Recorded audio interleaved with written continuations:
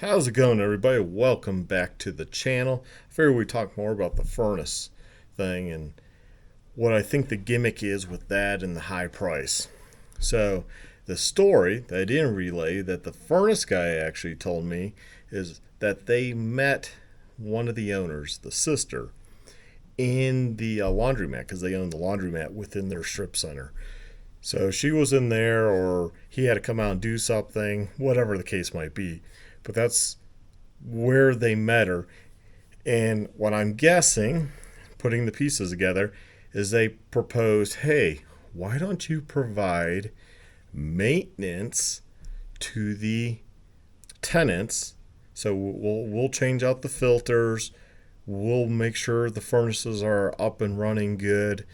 And if there's any issues, then we will write up a quote and the tenants pay that because we're triple net.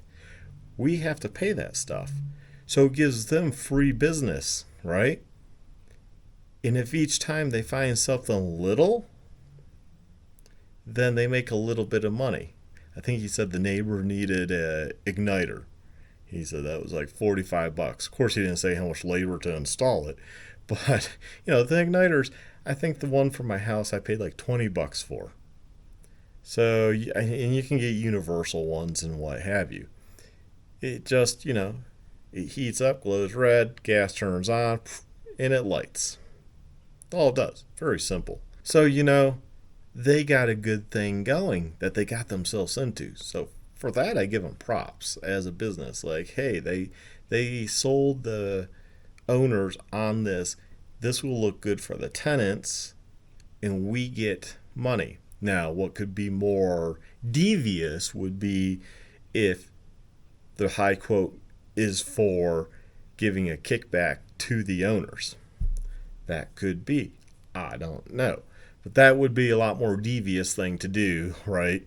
That they're in cahoots, that, hey, you find issues, and because you're letting us do all this, we will go in and give you a percentage of what we find, Oh, it's $2,250 and you get $100 even.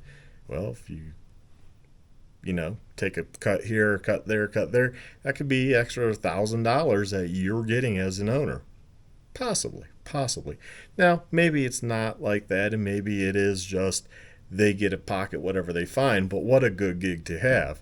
Hey, we'll provide these services. Now, I don't know if they're getting paid by the owners or Griffith's Blessing, however that works, to look at the furnace and change out filters, or is this a contract where they say, shit, we'll change out the filters because we know out of a percentage of the units, there's going to be something wrong with these furnaces because our furnace is 2004. What is theirs next door? 2004? Are these all old furnaces? And also AC units? Oh, we found something wrong with your AC unit. That's going to be 10 grand. No, it works just fine. And honestly, if we lost AC, it does get kind of hot, but believe me, we'd buy some fans, box fans, and just have circulating because we do have two rear doors, so we could easily circulate air throughout if we needed to. Be kind of annoying, but we could do that. A lot of businesses don't have AC. So in the long run, it would save us money. But, these companies providing a service. So, yeah, I think that quote was drastically too high, $2,250.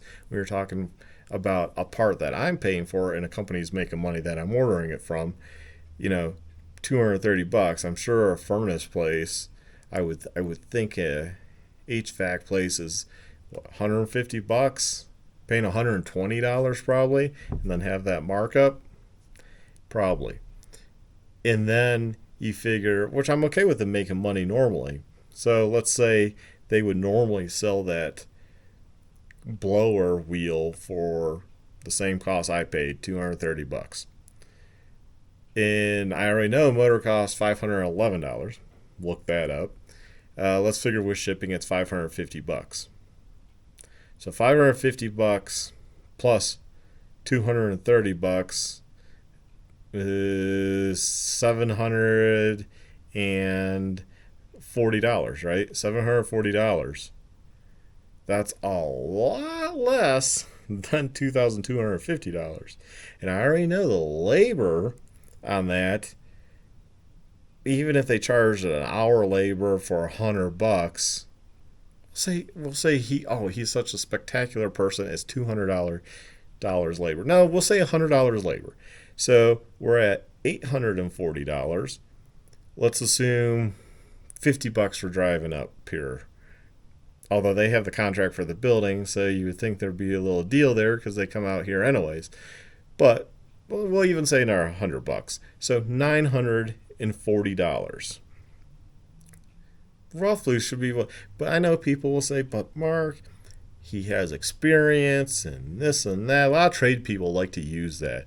A lot of auto mechanics like, but you're paying for their expertise. Just because they can do it in 15 minutes, they should still charge an hour for the book.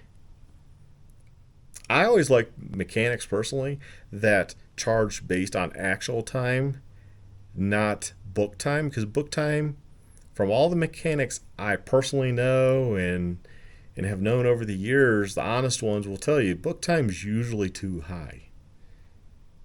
And that is just gouging the customer. I've had them tell me that.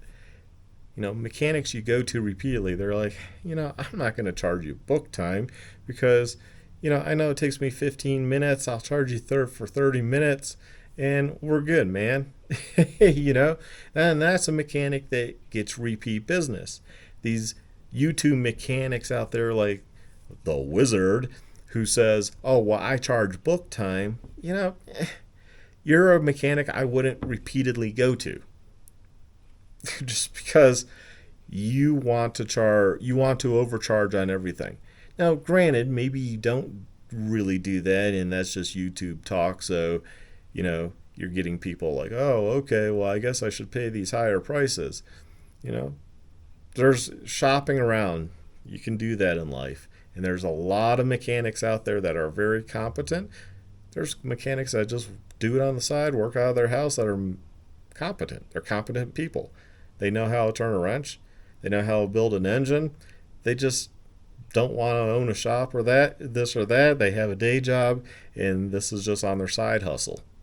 Nothing wrong with that. So, anyways, I'm kind of getting off topic, but my point is, I know some people will say, but you're paying for his expertise. But if I can do something in 30 minutes, it shouldn't take him an hour or 2 hours.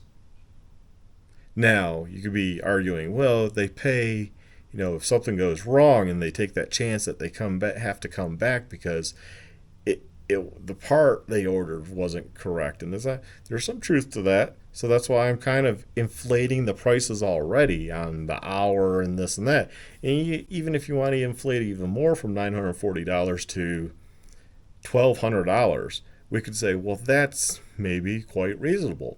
But once you get up to $2,250, that's not really reasonable anymore. That is just kind of trying to take advantage of a situation and saying, it's a business owner. They must have money. We don't have money to piss away on that stuff. We need to sell product. We need to sell goods and services. That's what we're here for. We're not here to maintain this stupid building. It's not our building. If it burns down tomorrow, I don't really care. It's not my building. Now, I'd be upset because we have stuff, but as far as the building goes, okay, it's I'm not that upset. I just don't care about their building, and I consider that their furnace, although it's a triple net. While you're there, you need to take care of this, and it wasn't given to us in a good working state. When I changed the air filter on the furnace, it was dirty. It was nasty. You could tell it hadn't been changed in years. And I didn't mind spending, what did I spend? Well, the first time when I did it, I think it was like $22. Then the second one I just bought was like $25. The economy, things are going up in price. So $25 cost me, have a good filter in there, and it's going to filter. And yeah, I don't mind changing that a couple times a year. I'm not going to change it every month. I'm not going to change it every 2 months. But for a business, yeah, I'll change that out, a couple times a year, maybe 3 times a year. I don't mind doing that. It's easy, it's simple. I don't want the hassle of a guy coming in here looking at the furnace. And it was funny how he just strolled in. He literally opened the door and just started walking back there. And I'm like, and you are who? And he's like, oh, I'm here for the furnace. I wasn't told about you. Why? Well, okay, yeah, I guess. Go look at it. I told him about the filter and the noise the blower was making. And I said it was making it before. You pointed it out and asked if it was noisy. And he said, oh, yeah, I remember that. And, so it was already making it when we got the place. It just got worse. I don't know why these things, why owners, that's where I don't like triple net personally, because you're making me be responsible for your shit when I haven't even got to use your shit. It's 2004. At some point, you, as the building owner, are probably going to have to replace that, but I get the triple net. They hope that it breaks down. I would have to replace that whole thing. That ain't going to happen, I'll tell you that. It's like the AC breaks. That ain't going to happen. Not going to buy a new condenser. Somebody steals the condenser in the back. I'm not buying a condenser. It's just not going to happen. I don't think they'd steal ours anyways because ours is pretty old. There's some bigger, nicer ones further down because they used to all be rooftop and then they all put them out back. I think that's stupid, right? That's asking for something to be stolen, run into, damaged in some way. Yeah. In really, AC units are not that complicated either. I've worked on mine at home. If I needed to change the motor and fan, man, that was so easy. It was like a couple $100, and I just like took out the old motor fan, took the fan blades off, put the new motor on, dropped it back in. It was like up and going. It was that easy. And it's been working great at home that's probably been 10 years now, I would guess. So, a lot of these things you can work on yourself, and I would say work on it yourself. What's the worst that's going to happen? If it's already broken, what are you going to do? Break it worse? No, you'll have to buy new, I suppose, right? But more than likely, you're going to be able to get it working, and it's going to work for many, many years to come.